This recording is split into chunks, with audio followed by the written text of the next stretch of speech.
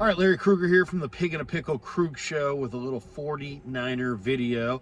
Make sure you check out Pig in a Pickle, 2 locations, Emeryville and Corte Madera. They're open 7 days a week in Marin County from 11 a.m. to 8 p.m.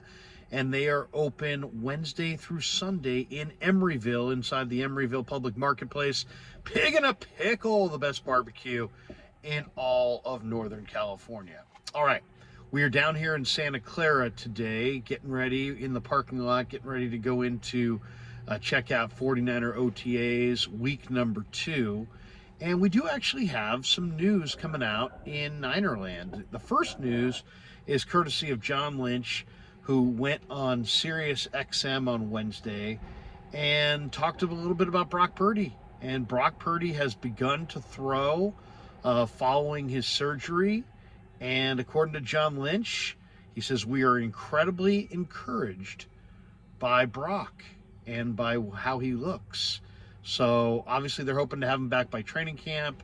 Obviously they'd love to have him back for sure by, first or second week in September, because on the 10th of September, they open their season in Heinz Field, at Heinz Field, I should say, against the Pittsburgh Steelers. So that's when they want Brock Purdy back by week 1 against the Steelers. But the news is that, he has begun throwing, and they are incredibly encouraged by what they're seeing. So that's great news. This is like maybe the biggest news of the offseason really to date. Just simply because Brock Purdy's their starting quarterback at this point. They've made that perfectly clear. Shanahan has, Lynch has, Jed York has. And but that's always been if he's healthy. If he's healthy, he's their number 1 quarterback. It sounds like he's getting healthy, or at least looking good. So this first throwing, you knew was going to happen probably behind closed doors, and was not going to happen out there on the field for all of us to see. I don't expect he's going to throw with the team during these OTAs at any point this week. But just the fact that he has begun to throw, and that John Lynch is saying that early signs are very encouraging, that is great news for Brock Purdy, and thus great news for the 49ers. So that was story number 1 for sure at OTAs.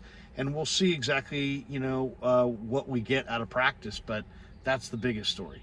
Story number 2, Jeff Darlington of ESPN is reporting that Trey Lance will take all of the first team reps at OTAs during the second week. Now, Shanahan made it sound like he was going to flip back and forth between Darnold and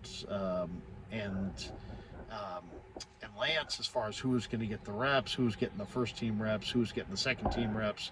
But according to Jeff Darlington, Trey Lance will be getting all of the first team reps. So that's an interesting little development. Other than that, what is OTAs this week? I mean, there's 6 competitions that I'm keeping my eyes on. One is kicker, right? It's Jake Moody, the rookie, 3rd round pick out of Michigan, against Zane Gonzalez. I got to think Moody's going to win that job, but that's one competition. Another one is going to be Ty Davis Price, going up against Ronald A. Watt and Kalen Laburn at running back. That's going to be a big one. Drake Jackson at defensive end going up against Austin Bryant and Cleveland Farrell. I think that's competition number 3. I think the tight end competition could be really good between Cameron Latou, Braden Willis, and then the incumbents, Charlie Warner and Ross Dwelly. I think that's going to be a major competition to watch for.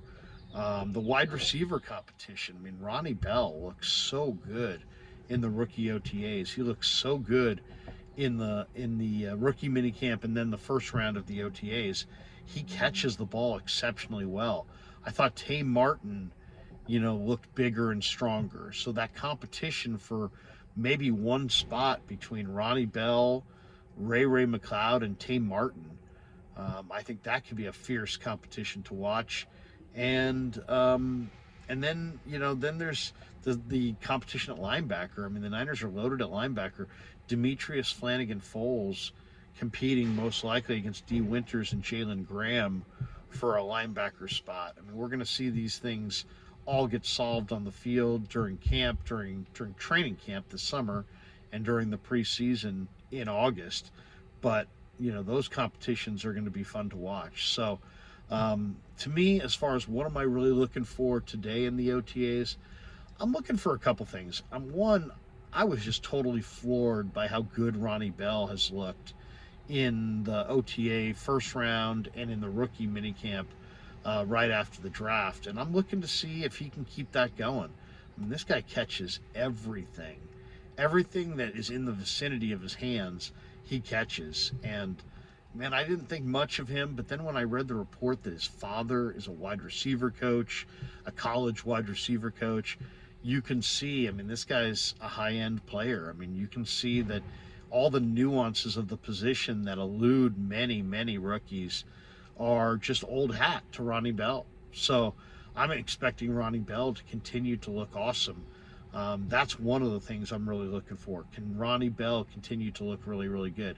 The other one is, I think maybe one of the more interesting competitions is going to be Jair Brown, who was their #1 draft pick, albeit in the 3rd round out of Penn State, and Tayshaun Gibson, the veteran secondary, safety man. Gibson had a tremendous year last year with the Niners, and he's penciled in to start at free safety, and probably, they're going to run a lot of cover 3.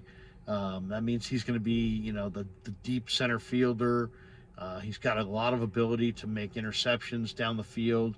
Gibson's a tremendous ball hawk. He's got 34 career interceptions or whatever it is, and he is a very versatile player who is also a tremendous ball hawk in center field. Now, is Jair Brown just better overall against the run and a more complete safety? And to me, that's going to be one of the most interesting battles of the summer, because the Niners have a very young secondary, and you would think that they would love to have Tayshaun Gibson back there, kind of getting everybody lined up correctly, orchestrating things correctly. You would think that that's what they want, but at the same time, Jair Brown is an alpha. He's a leader. He's a high character guy. He's a highly productive interceptor. He's really strong against the run. I mean, there's a lot to love about Jair Brown, and I think that competition is going to be maybe the most exciting competition all summer in 49er camp, and we may see it, out on the field today. I mean, Jair Brown, is he so good that he's the starter, or does Tayshaun Gibson start and they go with that veteran ball hawk in center field? I think that's going to be one to watch. The other one that I think is going to be a great competition also in the secondary is Darrell Luter going up against Diamador Lenore. Luter is long. He's got long arms. He's got man-to-man cover ability. And then Lenore really played terrific football at the end of the year. And I could see that being a very, very competitive situation between those two guys to see who starts opposite Mooney Ward. All right, that does it for our 49er OTAs. The long and the short of it is Brock has begun throwing, and according to John Lynch, they're incredibly encouraged. Jeff Darlington says that Trey Lance is going to get all the first-team reps at quarterback, and there's going to be, I would say, 5 or 6 really, really good competitions to watch for, individual competitions, starting right here in OTAs. All right, and thanks to Pig and a Pickle for being the title sponsor of The Krug Show. Check them out in Emeryville and Corte Madera. And thanks to all of you guys for supporting The Krug Show on YouTube.